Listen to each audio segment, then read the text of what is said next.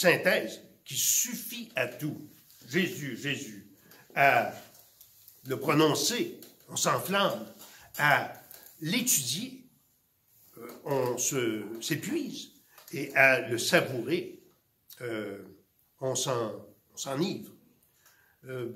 Plus loin, il dit, Jésus, Jésus, quand je pleure, il sèche mes larmes. Quand je chancelle, il me soutient. Quand je tombe, il me relève.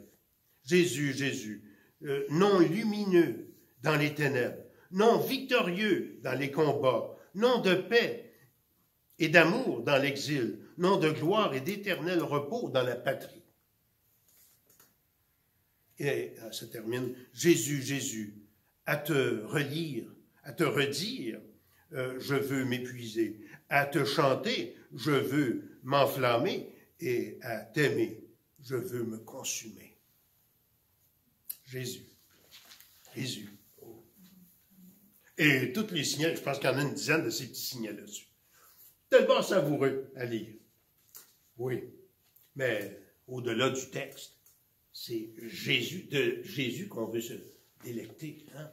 Parce que c'est de lui que vient tout notre salut et notre bonheur. Tout comme dans l'Ancien Testament, les Juifs ont fait comment je pourrais dire, ont fait une grande place au nom, le nom propre de Dieu, Yahvé. Hein? Yahvé, hein? Nous autres, notre langue française, elle a des consonnes et elle a des... à place des, avec les consonnes, on a des... Hein? Des voyelles, c'est ça. Hein? Mais, donc, comme André, voyelle A, ensuite E, mais il y a des consonnes, consonnes, ça veut dire ça relie les voyelles. Bon, mais les Juifs, eux, ils ont juste des consonnes, ils n'ont pas de voyelles. Hein? Fait que là, le nom de Dieu, c'est YHWH, Yahweh, OK? Mais bon, pour se souvenir comment le prononcer, ils ont inventé des points voyelles au Moyen Âge, mais dans le temps, au début, et encore aujourd'hui, les Juifs, quand ils lisent le journal, c'est juste des consonnes. Mais ils savent par cœur comment prononcer les consonnes. Dans l'Ancien Testament, le nom Sauveur, et on voit dans Ésaïe, beaucoup d'endroits où louer l'Éternel, il n'y en a pas d'autre qui sauve que l'Éternel, Yahweh, hein, Yahweh. Mais dans le Nouveau Testament, tout cela est transféré à Jésus. Yeshua, hein? C'est le nom qui sauve. Mais c'est pas magique. C'est pas en prononçant le nom de Jésus que je vais être complètement... juste en prononçant les lettres que je vais être transformé, tout ça. C'est en pensant à la personne qu'il y a derrière le nom. Hein? C'est ça. C'est lui qui sauvera son peuple de ses péchés. La vie éternelle, c'est comme un cadeau. Un cadeau. Un cadeau Ikea. Non, plus que ça. Mais c'est pas juste un petit élément, mais il y a beaucoup de choses qui sont liées ensemble. Hein? Quand on demande à Dieu de nous sauver, premièrement, on pense à aller au ciel. Donc, je suis sauvé, je sais que je vais au ciel. Oui, mais c'est pas tout. Pas juste un petit billet pour aller au ciel, d'être sauvé et de demander à Jésus de venir dans notre vie. Ça commence tout de suite. Donc, il y a 3 P. Hein? Il y a 3 P dans le salut. Jésus nous sauve de la punition du péché. Hein? Oui, OK.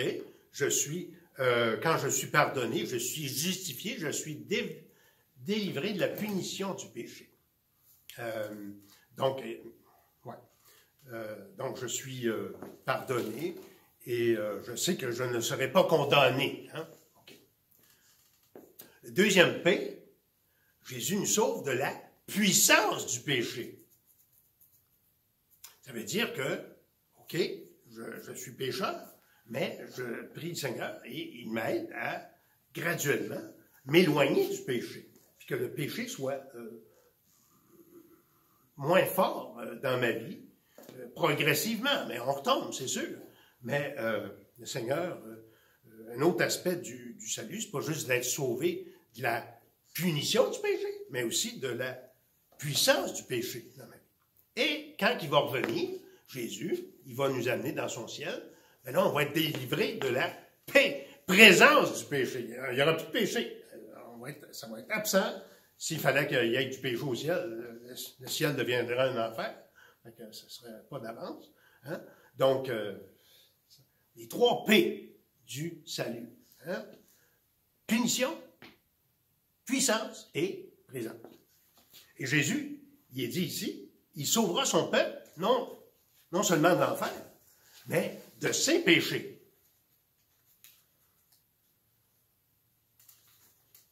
Bon, ça c'est le nom de Jésus. Mais il dit Jésus crie. On a parlé un peu la semaine passée, ou il y a 2 semaines, en tout cas. Christ, qu'est-ce que ça veut dire? Hein? Christos, ça veut dire celui qui est oint, hein? Celui qui a, dans l'Ancien Testament, les prêtres, les prophètes, les rois, quand ils rentraient dans leur fonction, étaient oints d'huile. Et puis, Jésus est le prêtre, prophète et roi. Et c'est pour ça qu'il est appelé Christ, il est le Messie, celui qui sauve complètement et qui est rempli, le seul qui remplit toutes ces fonctions-là. Hein? Et le mot Christ appliqué à Jésus-Christ